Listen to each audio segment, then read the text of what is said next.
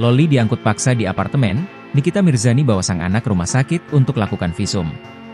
Nikita Mirzani menjemput putri sulungnya, Laura Meizani alias Loli dari apartemen di kawasan Bintaro, Jakarta Selatan, Kamis, 19 September 2024. Nikita Mirzani kemudian membawa Loli untuk melakukan visum di salah satu rumah sakit di Jakarta.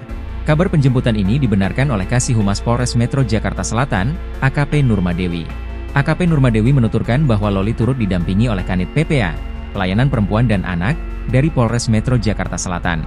Tadi baru saja jam 12 untuk NM, Nikita Mirzani, sudah dapat menemui anaknya. Jikata AKP Nurma, Kamis, 19 September 2024. Kemudian didampingi oleh Kanit PPA dari Polres Metro Jakarta Selatan, sambungnya.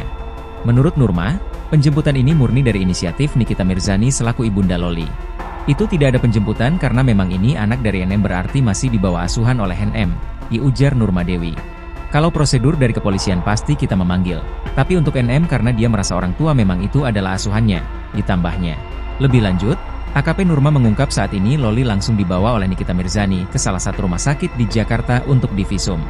Seperti diketahui, Loli berhasil dijemput oleh pihak Nikita Mirzani dan Dr. Oki Pratama.